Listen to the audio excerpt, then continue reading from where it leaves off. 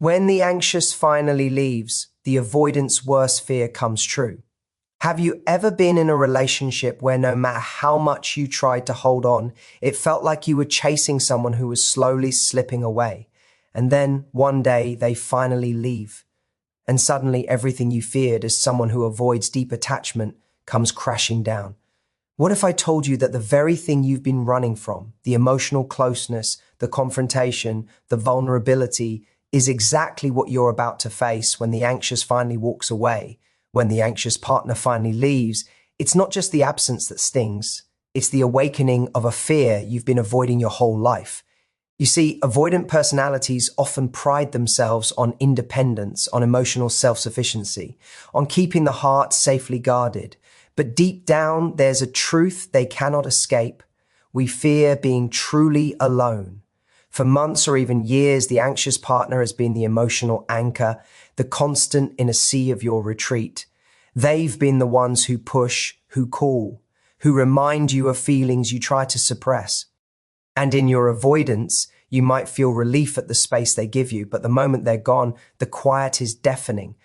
This is the moment avoidants face their greatest fear, confronting the emptiness of their own hearts, realizing that the emotional closeness they've resisted is exactly what they secretly crave. But here's the silver lining. Recognizing this fear is the first step to breaking the cycle. When you finally feel the absence, it's not punishment, it's an invitation.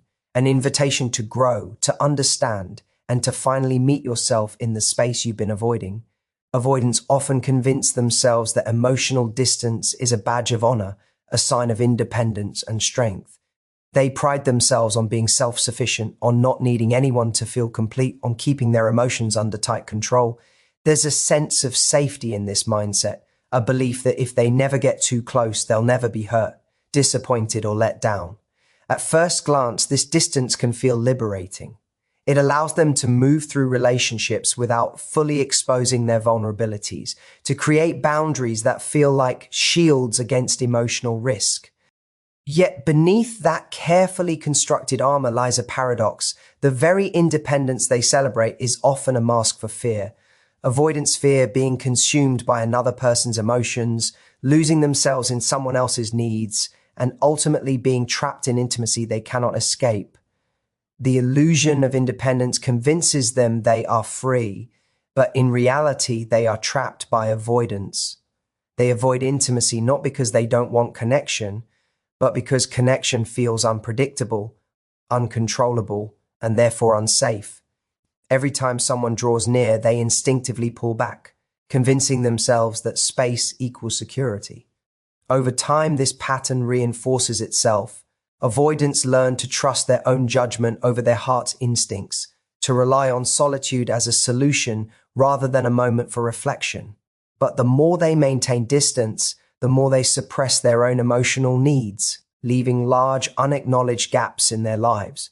These gaps often go unnoticed until the anxious partner finally leaves. That's when the illusion crumbles. Suddenly, the avoidant is confronted with the reality that independence, while superficially comforting, has not protected them from loneliness or longing. It has simply delayed it. The belief that they can remain detached from others without consequence is exposed as a myth. In reality, the heart is not a fortress that can be barricaded forever.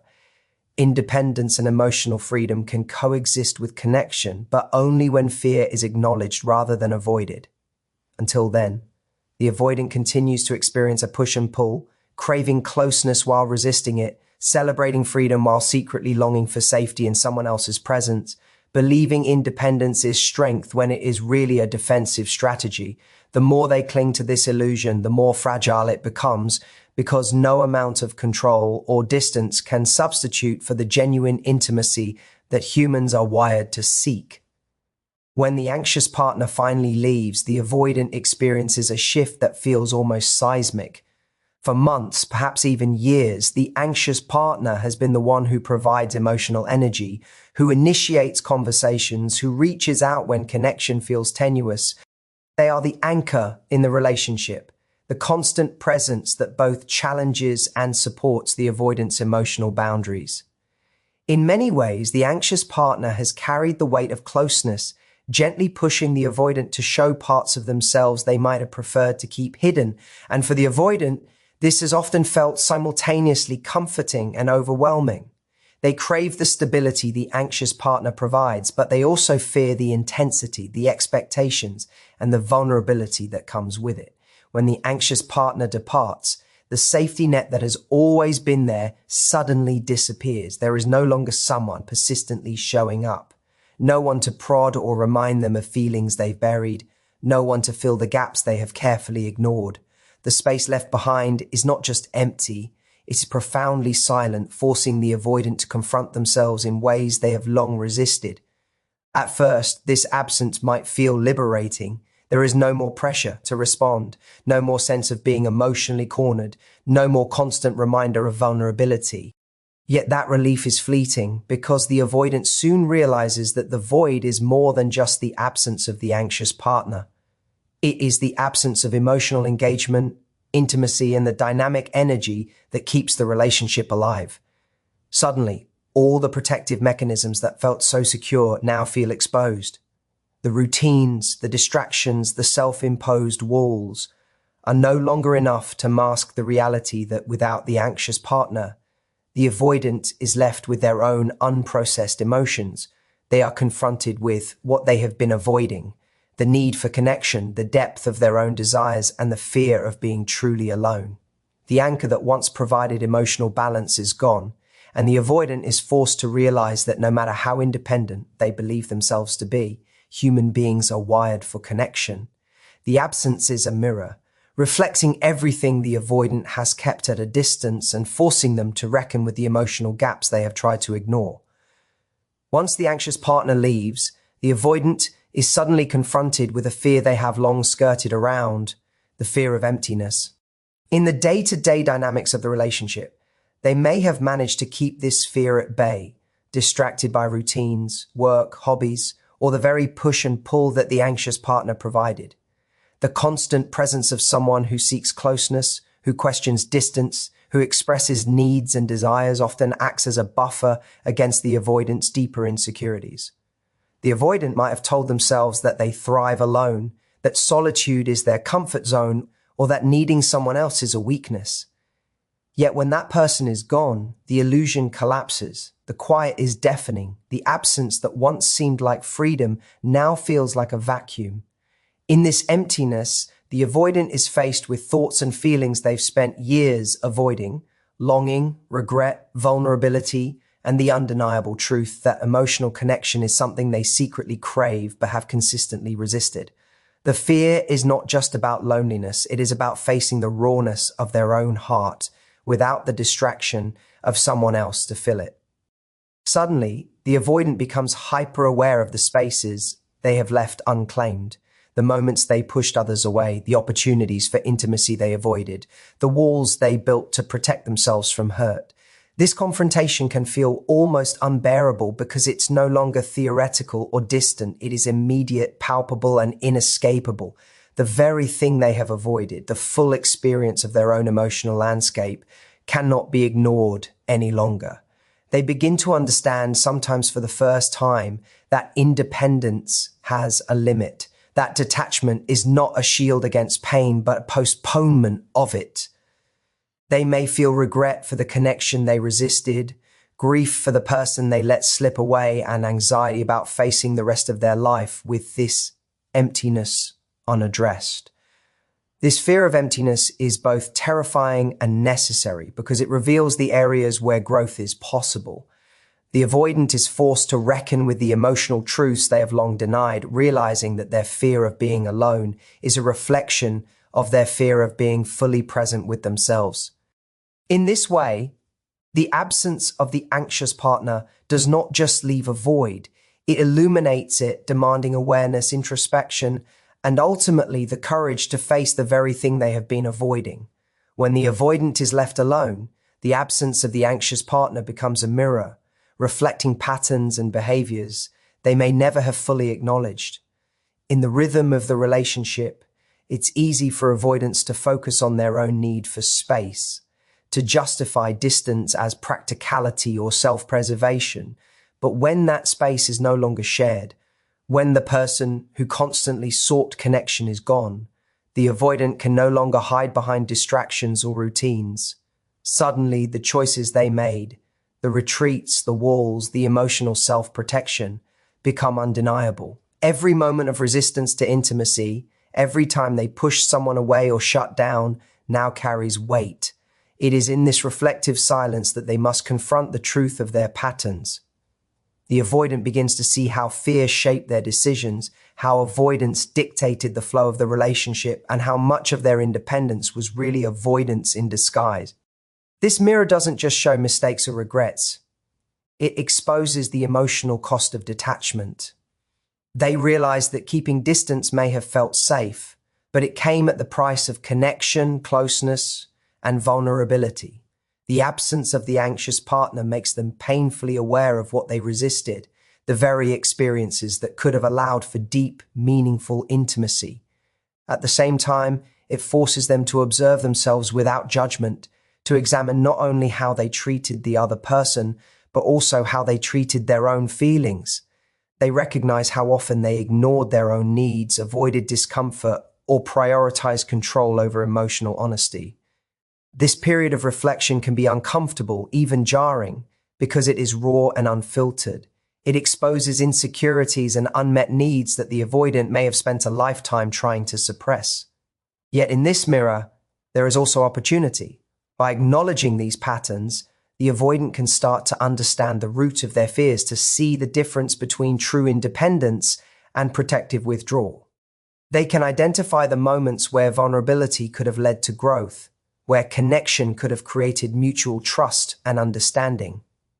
The reflection that comes with absence is not meant to punish, but to illuminate the emotional gaps, the repeated behaviors, and the chances for transformation. It is only when they fully see themselves, unguarded and honest, that the avoidant can begin to break the cycle of avoidance and step toward the emotional courage that has long eluded them. When the avoidant finally confronts the absence of the anxious partner and the fears it brings, they are standing at the threshold of growth. The emptiness that once felt unbearable begins to reveal itself as an opportunity, a chance to face the very emotions they have long avoided and to learn how to navigate intimacy on their own terms. This is not about punishment or guilt. It is about understanding the patterns that have shaped their relationships and taking responsibility for their own emotional development. For the avoidant, growth begins with self-awareness, recognizing the moments when fear dictated behavior, when withdrawal replaced connection, and when independence masked an underlying need for closeness. By acknowledging these truths, they open the door to change. Emotional courage is cultivated in these quiet, solitary moments, where the avoidant must sit with discomfort rather than run from it. They learn that vulnerability is not weakness, but a skill, a way to engage with life and relationships authentically without losing themselves. The process requires patience, honesty, and consistent reflection, because habits of avoidance are deeply ingrained and reinforced over years. Yet each step taken in acknowledging feelings, naming fears, and exploring the desire for connection strengthens their capacity to form meaningful bonds. Importantly, this growth is not about chasing someone who has left or trying to recreate what was lost. It is about learning to meet oneself fully, to understand one's emotional needs, and to respond to them with care and integrity. The avoidant comes to see that true intimacy requires both closeness and boundaries, courage and self-protection, vulnerability and self-reliance. By confronting the fear that the anxious partner's departure once awakened, they begin to reclaim agency over their emotional life. They can learn to show up in relationships with awareness, presence, and authenticity rather than instinctual retreat. This transformation also allows them to break the cycle of push and pull that has defined their past interactions. Instead of repeating old patterns, they can approach future connections with clarity, intention, and a willingness to engage without losing themselves. Ultimately, the absence that once triggered panic becomes a teacher. guiding the avoidant toward self-discovery, emotional literacy, and a newfound resilience. In embracing growth, they not only address the fears that have long haunted them, but also create the foundation for relationships that are balanced, fulfilling, and rooted in both vulnerability and strength. So, what do we take away from all of this? When the anxious partner finally leaves, it's not simply an ending. It's a reflection, a challenge, and an invitation all at once. It forces the avoidant to confront fears they have long avoided, to face emptiness, and to examine patterns that may have gone unrecognized for years. And while this moment can feel painful, it is also profoundly transformative. It reminds us that growth often comes disguised as discomfort, and that real emotional courage is born not from avoiding feelings, but from sitting with them, understanding them, and learning to respond rather than retreat. So, to anyone listening today, whether you recognize yourself as the anxious or the avoidant, or even somewhere in between, remember this. Absence is not the end of the story.